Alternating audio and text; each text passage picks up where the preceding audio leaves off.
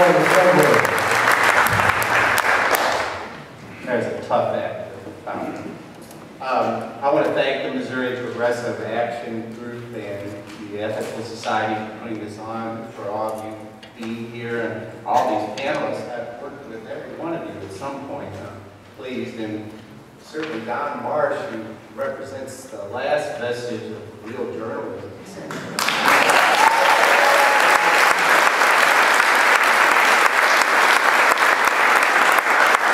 Byron, take as much time as you like. And thank you for warming up the audience. We're there. Well, my name is Byron Clemens. I am proud to say that I'm a St. Louis public school teacher. Proud.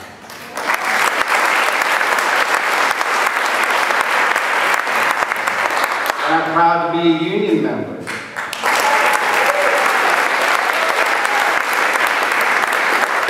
I come from a union family.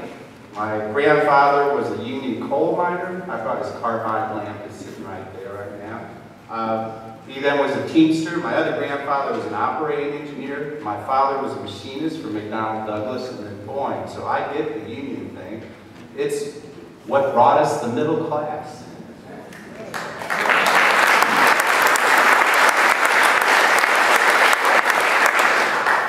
We have 1.5 million members in the AFT. We represent teachers, secretary clericals, safety officers, some nurses, college professors. Oh, what was that guy's name? Albert Einstein. He was an AFT member. So was Ralph Bunche. And so was John Dewey, who said, public education is a cornerstone of democracy. And I believe that.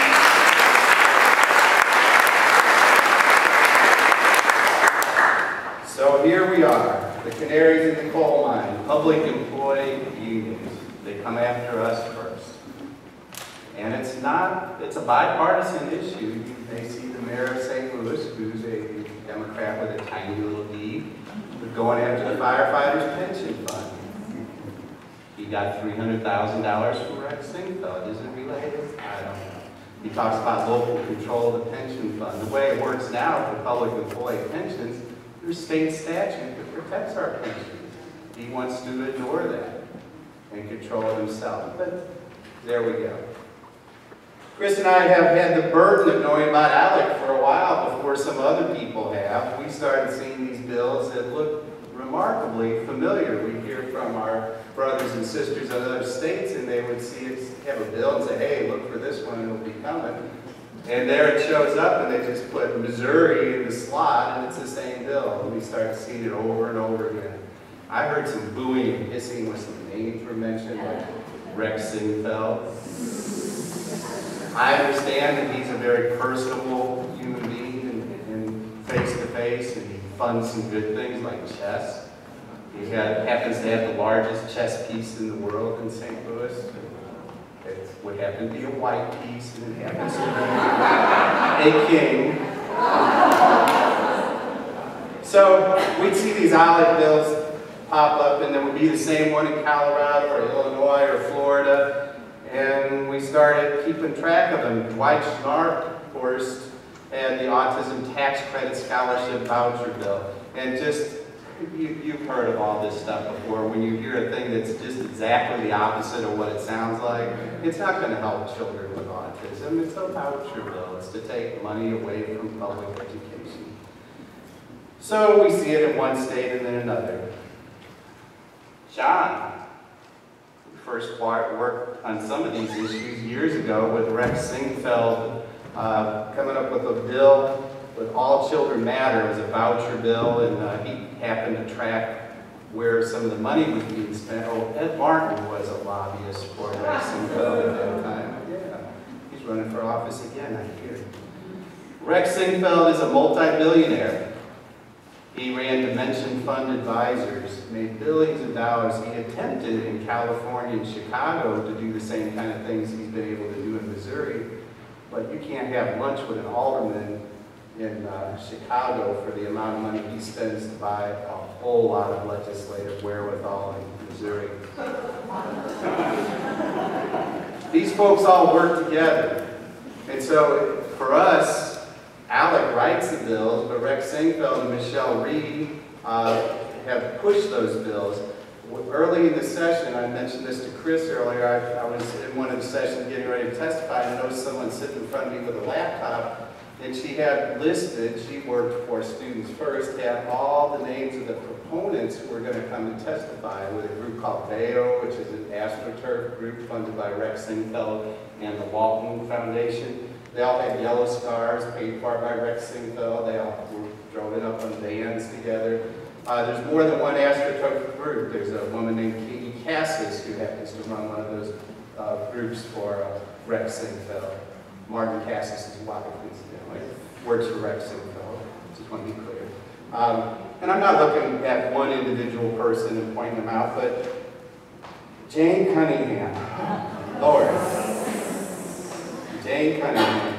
I think I can confess now, our lobbyist asked me not to ever mention this, but now that Jane hopefully is gone for a little while from the legislative process, I am the person who gave Jay Leno the material about the child labor law.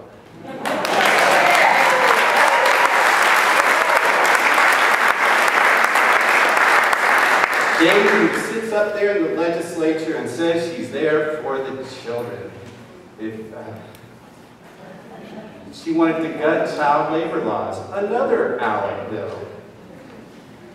It's just incredible to me.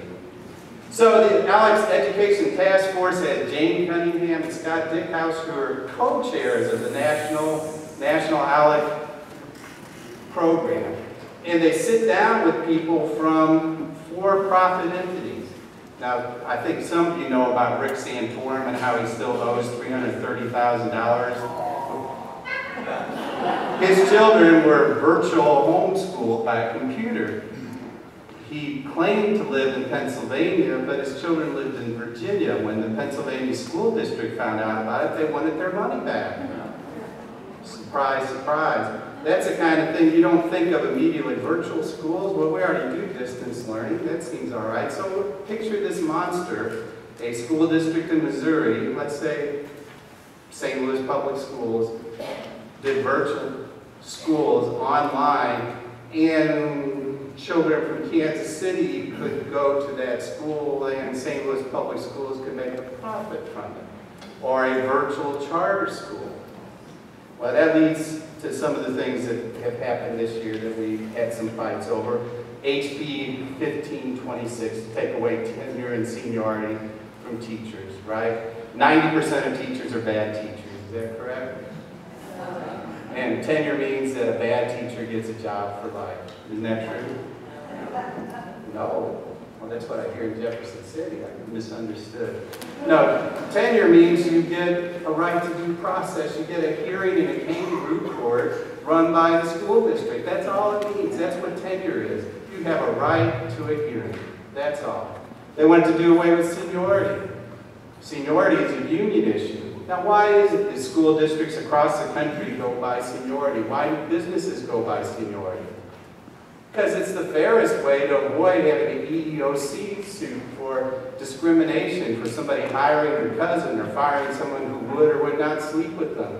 That's why we have seniority as a basis of it, and that was a Michelle Reed thing, what I told you earlier. The ALEC forces, the Rex Singfeld forces, and Michelle Reed and Students First all work together. We also had Jane, SB 806, had an omnibus bill. And the omnibus bill is intended to run over us and our students in public education. But in hers, she had everything in it. Open enrollment, virtual schools, and passport scholarships, which are vouchers. That walks like a duck and quacks like a duck, it's a voucher. They don't like to use that because we know 79% of the voters don't like vouchers. They're not sure what a tax credit scholarship is. I'm almost done. Thank you. I was only kidding when I said kids. I'm just going to mention two more bills from the past when I first became aware of this. One was the ABCTE bill, which is for one for-profit corporation to have an alternative certification program. Jeff Smith, the late senator, and Jane Cunningham worked together across the aisle to pass that. We already had good programs like that, and they said it was to be able to have an engineer be a teacher.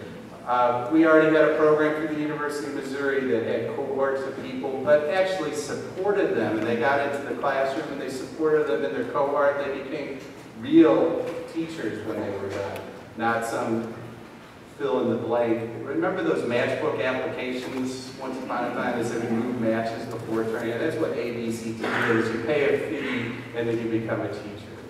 And it's ludicrous. And Matt once signed it, the alternative certification. How many teachers have been hired in Missouri through that program?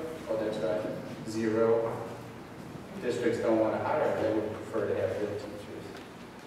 Another one was St. Louis Public Schools aimed at us. And once again, Senator Smith and Jane Cunningham worked on that one together. And it would have performance pay. They were very surprised to hear that we already had performance pay.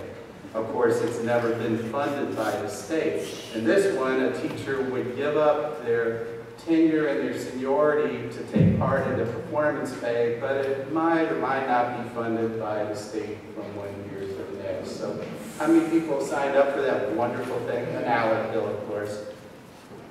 0. Anyway, thank you for